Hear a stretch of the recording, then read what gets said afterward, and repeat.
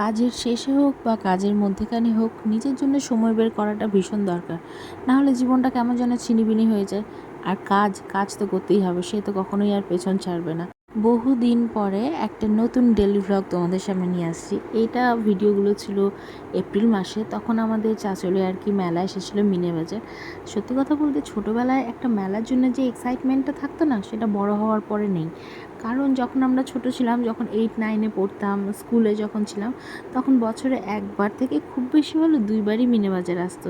কিন্তু এখন দেখা যায় যে প্রায় প্রতি মাসে না হলেও অন্তত 2 মাস অন্তর অন্তত মেলা লেগেই থাকে। তোমরা অনেকেই জানো যে আমি একজন মেকআপ আর্টিস্ট, আর এপ্রিল মাসটা আমার বলতে গেলে মানে প্রায় পুরো মাসটাই অলমোস্ট বুকিং ছিল।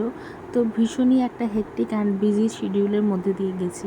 আর এই সব কিছু কাজকে সুন্দরভাবে মেনটেন করতে ভীষণভাবে হেল্প করেছে আমার 2 ননদ, আমার বোন, আমার হাজব্যান্ড, মা, প্রত্যেকে। না হলে সত্যি কথা বলতে পসিবলই ছিল না। তো তাই কাজের শেষে বললাম যে সবাইকে নিয়ে যে চলো গিয়ে ঘুরে আসি, রাত্রেবেলায় কোথাও খাওয়া দাওয়া করে আসি। দেন আর কি আমরা তাই ঘুরতে বেরিয়েছি। এখানে সত্যি কথা বলতে এখন যা যা দেখি এগুলো খুব একটা বেশি আর আগ্রহ হয় না নেওয়ার জন্য, যদিও দেখতে ভালো লাগে। কারণ এখন অনলাইন সব জায়গাতে সব কিছু ভীষণভাবে অ্যাভেলেবল হয়ে গেছে। আর আমি তো নাগরদোলাতে উঠতেই পারি না, এত ভয় লাগে আমার। কিন্তু আমার বোন ও পার্টনার খোঁজে যে হচ্ছে গিয়ে কেউ যদি থাকে নাগরদোলায় উঠবে, আমি একদম উঠতে পারি না। আর এখন হচ্ছে গিয়ে মানে মেলায় গেলে ওই বাবুর জন্য কিনবো, রুহানের জন্য দেখলাম, তাই যে সেটার দিকেই আমার ইন্টারেস্টটা যাচ্ছে আর কি, যে ওর জন্য কোন খেলনাটা নিলে ভালো হবে, কী হবে না হবে। আর যাওয়ার পরে পাপড়ি চাট তো মাস্ট। আমি মানে বলতে গেলে মেলায় এটাই আমার একটা মানে ভালো লাগে যে হচ্ছে পাপড়ি চাটটা খাই। আর আগে তবুও আমি ব্রেক ড্যান্সে উঠতাম, কিন্তু এখন কেমন জানি ব্রেক ড্যান্সে উঠতেও আমাকে ভয় লাগছে। পাপড়ি চাট খাওয়ার পরে তো আমার বোন আর আমার ননদ দুজনে মিলে উঠে গেল নৌকার মধ্যে। আমি তো সেই সুইং নৌকাতেও উঠতে পারি না। আর আমি আর আমার এই ননদ, আমরা দুজন একটু ভীতু প্রকৃতির মানুষ আর কি, তাই আমরা এখানে ওঠার রিস্ক নিয়ে নিই। বাকি দুজন ঠিক এখানে এনজয় করছে। আমার পুচকুকে আমি তখন রেখে এসেছিলাম মায়ের কাছে। আর ওর তখন 4.5 মাসের মতো বয়স চলছিল।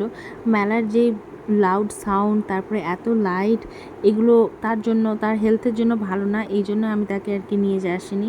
আর একটু আমরা আমাদের মতো টাইম স্পেন্ড করতে চাইছিলাম। বাবুকে নিয়ে তো সারাক্ষণ বাড়িতেই থাকি। তো এরপরে খাওয়া দাওয়া শেষের পরে রিজভি অফিস থেকে আর কি আসে, আর এই রেস্টুরেন্টে আমরা ঢুকছিলাম প্রথমবারের জন্য।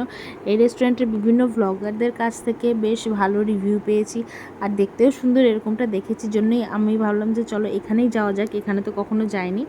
আর যাওয়ার পরে দেখছি যে না, জায়গাটা আসলেই সুন্দর। সুইট মেমোরিজ নামের রেস্টুরেন্ট, এখানে ওপেন এরিয়াও ছিল, আর হচ্ছে গিয়ে রুমের মতোও ছিল যেখানে বসে খাওয়া দাওয়া করা যেত। সেখানে যাওয়ার পর কিছু পরিচিত মানুষের সাথেও দেখা হয়।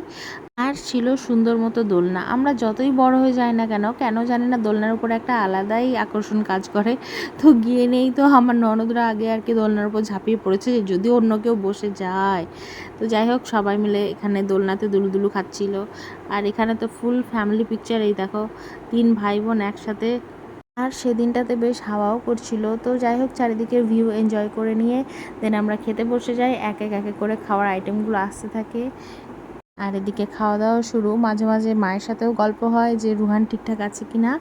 তো ও তো ঠিকঠাকই ছিল। ও ছোটোবেলা থেকে একদমই বিরক্ত করে না, বাইরে আসলে কান্নাকাটি ও কোনো কিছুই করে না আলহামদুলিল্লাহ। যেই কারণে আমি বাইরে খুব সুস্থভাবে মানে ঠান্ডা মাথায় কাজ করতে পারি। না হলে তো হয় আমাকে কাজ ছাড়তে হতো, আর না হলে টেনশনে কাজ করতে হতো। যাই হোক, আমার বাবুটা এদিক দিয়ে ভালো আছে আলহামদুলিল্লাহ, আর এরকমই যাতে থাকে।